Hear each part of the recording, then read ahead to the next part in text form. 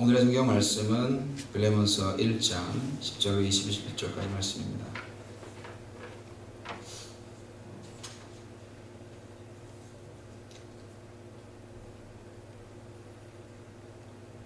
제가 봉독해 드리겠습니다. 내가 갇혀있는 동안에 얻은 아들 오네시모를 두고 그대에게 간청합니다. 그가 전에는 그대에게 쓸모없는 사람이었으나 이제는 그대와 나에게 쓸모있는 사람이 되었습니다. 나는 그를 그대에게 돌려보냅니다. 그는 바로 내 마음입니다. 나는 그를 내 곁에 두고 내가 복음을 위하여 갇혀있는 동안에 그대를 대신해서 나에게 시중들게 하고 싶었으나 그대의 승낙이 없이는 아무것도 하고 싶지 않았습니다. 나는 그대가 선한 일을 마지못해서 하지 않고 자진해서 하기를 원하기 때문입니다. 그가 잠시 동안 그대를 떠난 것은 아마 그대로 하여금 영원히 그를 데리고 있게 하려는 것이었는지도 모릅니다. 이제부터는 그는 종으로서가 아니라 종 이상으로 곧 사랑받는 형제로 그대의 곁에 있을 것입니다. 특히 그가 나에게 그러하다면 그대에게는 육신으로나 주님 안에서나 더욱 그러하지 않겠습니까? 그러므로 그대가 나를 동기로 생각하면 나를 맞이하듯이 그를 맞이해 주십시오. 그가 그대에게 잘못한 것이 있거나 빚진 것이 있거든 그것을 내 앞으로 달아놓아 주십시오. 나 바울이 친필로 이것을 씁니다. 내가 그것을 갚아주겠습니다. 그대가 오늘의 그대가 된 것이 나에게 빚진 것이라는 사실을 나는 굳이 말하지 않겠습니다. 형제여, 나는 주님 안에서 그대의 호의를 바랍니다. 그리스도 안에서 나의 마음에 생기를 넣어주십시오. 나는 그대의 순종을 확신하며 이 글을 씁니다. 나는 그대가 내가 말한 것 이상으로 해주리라는 것을 압니다. 아멘. 그리스도인의 용서와 사랑이라는 제목으로 오늘 빌레몬서 말씀을 통하여서 은혜를 나누고자 합니다. 빌레몬이라는 사람이 있었습니다. 조금 더 원어에 가까운 발음으로 한다면 필레몬이 되겠습니다. 오네시모는 거의 비슷합니다. 바울도 파울로가 될 것이기 때문에 발음은 좀 그렇습니다. 이 빌레몬서는 한 장밖에 없는 성경입니다. 굉장히 작은 성경이죠. 아주 간단하고도 굉장히 중요한 내용을 담고 있습니다. 아주 탕자의 비유에 버금가는 아주 아름다운 이야기가 적혀 있습니다. 사실 설교는요, 말씀을 버금가는 설교는 없습니다. 말씀을 그대로 받으시면 그게 하나님의 말씀이기 때문에 굳이 그 말씀을 해석하거나 적용시키지 않아도 됩니다. 빌레몬서 내용을 정말 잘 이해한다면 제 설교가 필요 없을 것입니다. 그러나 빌레몬서는 실제로 자주 등장하는 설교의 본문이 아닙니다. 지난 주간에 매일 성경 가운데에서 빌레몬서를 읽을 기회가 있었습니다. 그래서 빌레몬서를 통해서 진정한 그리스도인의 사랑과 용서에 관한 실천적 이야기를 통해서 우리도 그리스도인으로서 용서하고 사랑하며 영원한 바울의 동지애를 느껴보자 하는 마음으로 오늘 말씀을 드리고자 하는 것입니다. 이야기를 잘 보니까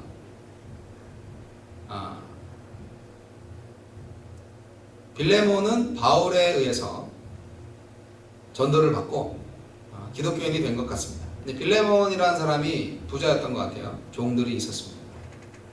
우리가 여기서 종이라고 표현하지만 이것을 영어로 말하면 슬레이브입니다.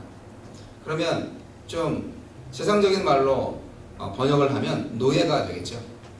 사실 2000년 전 초대교회 시대에 노예 제도는 아주 당연한 것이었습니다.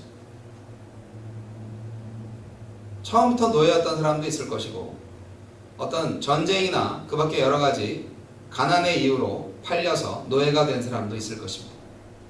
노예는 주인의 소유물입니다. 재산입니다.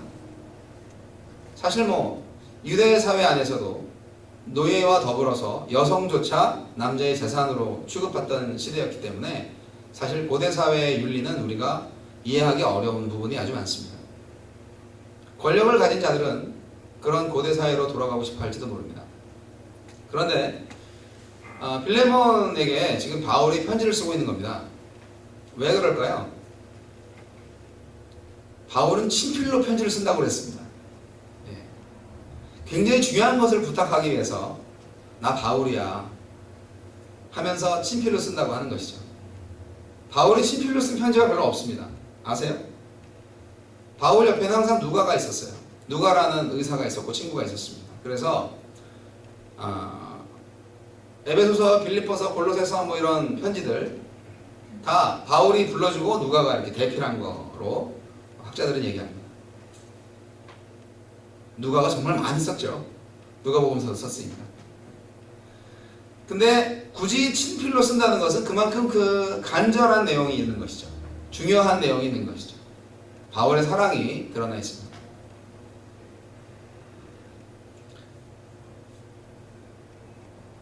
빌레몬은 바울의 전도를 받아서 굉장히 신실한 기독교인이 된 것 같습니다. 그래서 본문 말씀 전체를 읽어보면 빌레몬 그 자기 집을 교회로 사용했던 것 같고요. 그리고 상당히 많은 사람들한테 좋은 일을 했던 것 같아요. 돈독한 신앙을 가졌던 빌레몬. 그런데 지금 오네시모라는 사람을 보내면서 오네시모 편에 바울의 친서를 이제 쥐어주고 보내는 것입니다. 그 친서 내용인 것이죠. 이 내용이 얼마나 중요한 것인지 정경에 들어와 있습니다. 신약성경 27권 안에 한 권으로 인정되고 있습니다.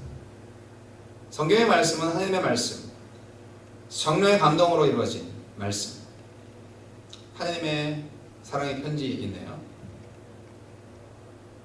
이것은 성경 말씀입니다.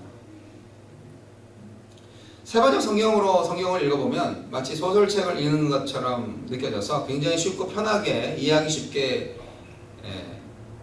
읽을 수 있지만 반면에 가볍게 읽어지는 경향이 있습니다. 그래서 그 내용이 너무 잘 이해가 되지만 마치 친구가 에이, 사랑해야지, 사랑해야 돼, 그렇게 말하는 것처럼 들릴 수가 있습니다. 아주 집안의 높은 어른이 사랑하거라 뭐 이렇게 얘기하는 것하고 약간 느낌이 다르죠. 그게 성경을 읽을 때 개혁성경이나 개정개혁판이나 흔히 말씀들을 하시는 최고의 성경 중의 성경, 킹제임스 버전 성경, 홀리 바이블 그런 것들을 얘기할 때 그런 얘기를 합니다. 하지만 번역의 문제이기 때문에 여러분 우리가 내용을 정말 잘 알아야 됩니다.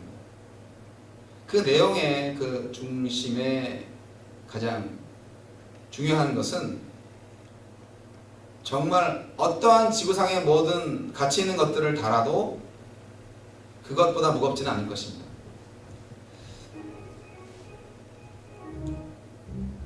바울은 빌레몬의 종이었던 오네시모의 회심 사건을 얘기하고 있습니다. 이 바울이 지금 로마의 감옥에서 오네시모를 만난 거예요. 그 당시 노예는 뭐 죽도록 충성하고 그리고 배를 위해서 충성하고 그리고 주인이 마음에 안 들면 죽음을 당해도 끽소리 못하고 죽을 수밖에 없는 그런 존재였지 않습니까? 그러니까 오네시모는 정말 혈기왕성한 젊은이였을 것 같아요.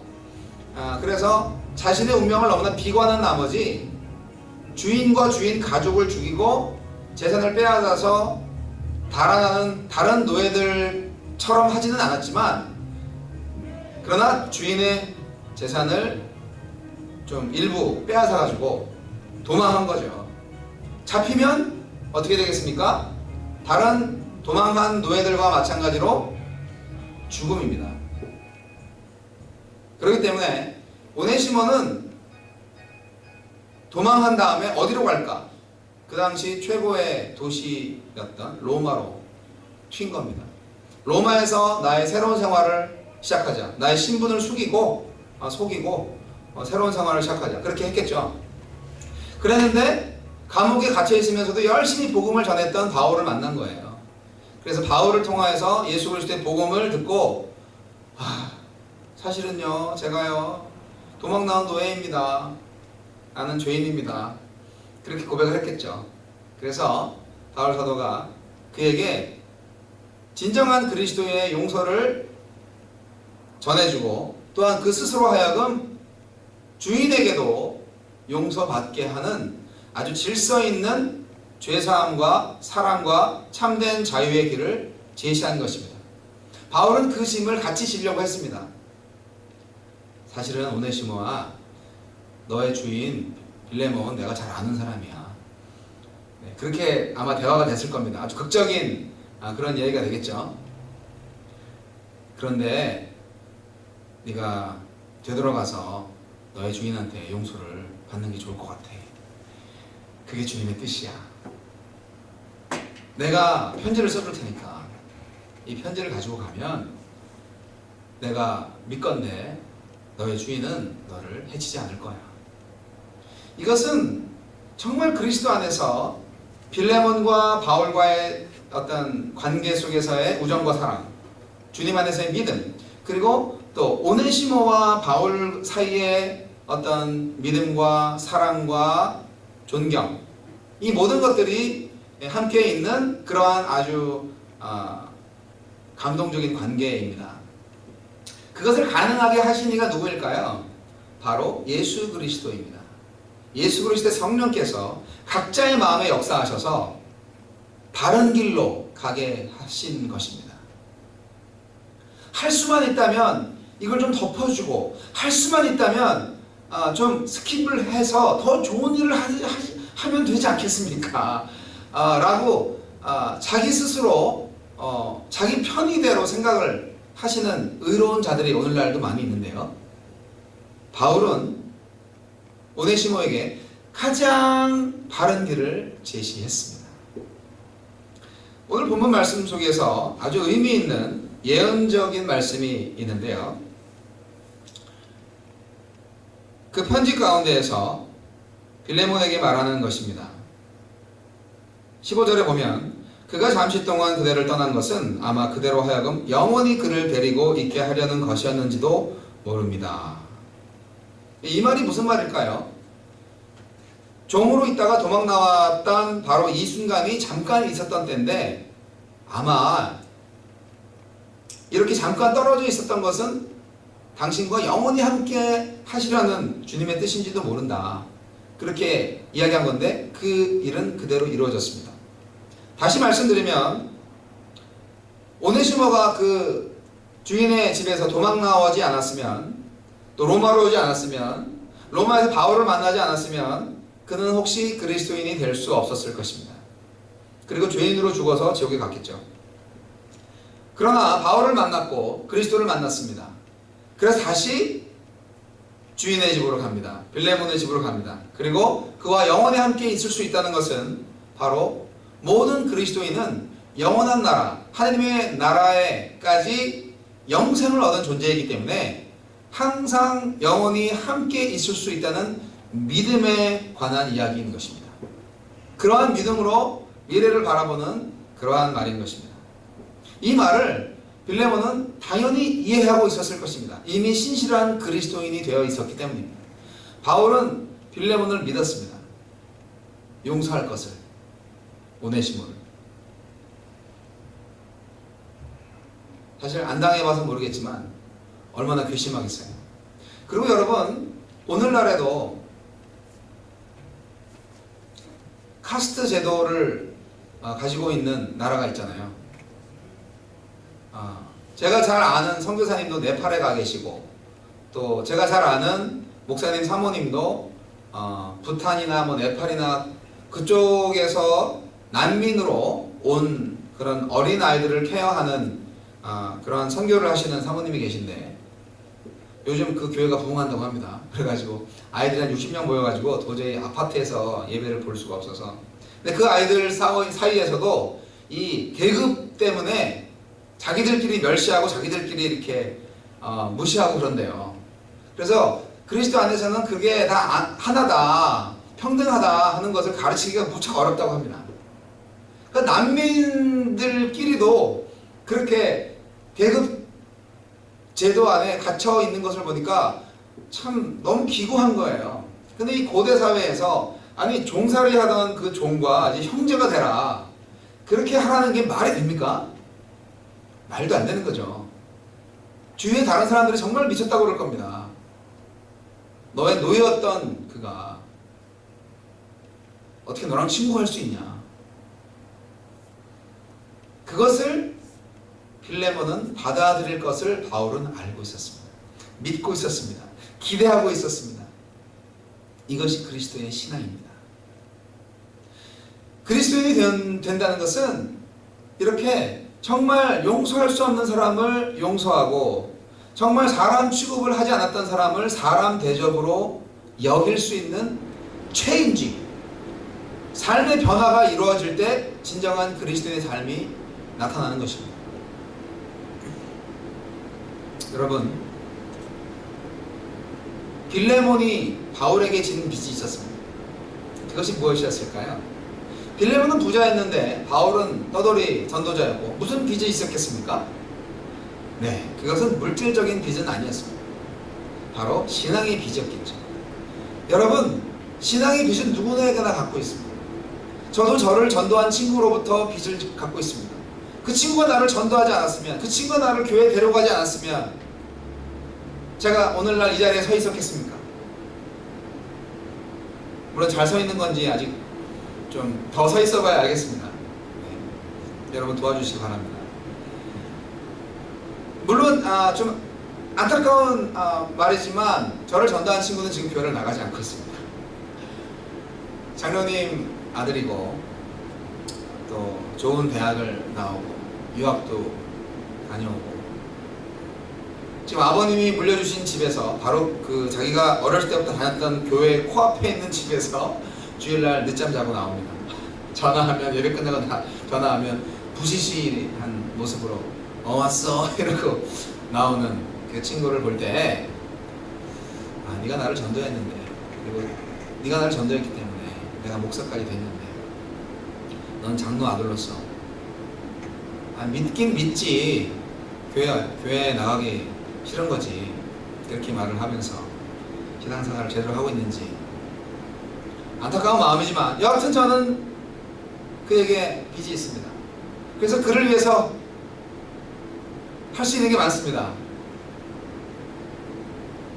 그의 동생들은요, 여동생 둘이 있는데 다 목사랑 결혼했어요. 그래서 선교사로 나가고 또 한 사람은 음악 대학의 학장으로 지금 있으면서 열심히 활동하고 있습니다. 그들을 위해서 제가 기도할 수 있죠. 사랑의 빚을 갚아야 됩니다. 근데 빌레몬이 진 빚 역시 마찬가지입니다. 바울로부터 신앙의 빚을 진 것입니다. 바울이 아니었다면 빌레몬이 하나님을 만날 수 있었겠습니다. 그래서 그 통로가 된 바울에게 빚이 있다는 것이죠. 바울은 감옥에 갇혀 있으면서 오네시모를 만나서 결국은 오네시모가 바울을 옥바라지 한 거죠. 제가 볼 때는 제 추측으로 볼 때 빌레몬한테 훔쳐온 재산을 가지고 바울을 먹이지 않았나 라는 생각도 듭니다. 왜냐하면 고대 사회의 감옥은요 오늘날 같이 감옥이 좋지 않아요.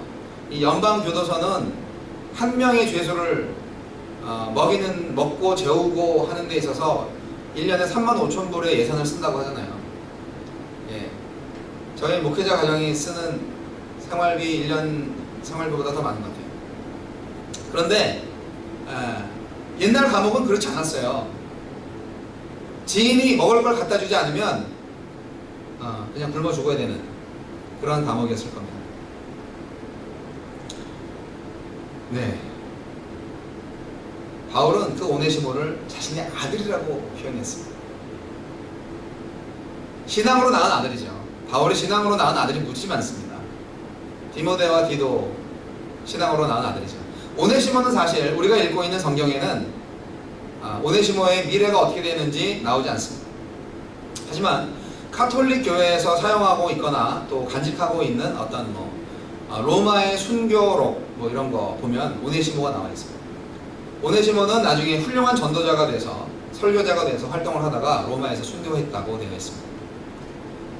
오네시모는 카톨릭 역사에 당당하게 성 오네시모로 주교로 이렇게 기록이 되어 있고요. 그 역시 하느님의 사람으로 일생을 헌신했던 사람이 된 것이죠. 비천한 노예의 신분에서 그리스도인으로서 새로 태어나고, 그리고 더 나아가서 하느님의 말씀을 전하는 그러한 위치까지 올라갔다 하는 것은 정말 이 오네시모에게는 정말 극적인 반전이요, 변화요, 그야말로 은혜의 삶이 아닐 수 없습니다. 오늘 이러한 은혜의 삶이 저와 여러분에게도 주어졌습니다. 우리는 바울처럼 용서해야만 합니다. 아니, 빌레몬처럼 용서해야 합니다. 바울도 용서를 경험했기 때문에 용서를 하는 것입니다. 저와 여러분은 예수 그리스도를 통하여서 용서를 받았습니다.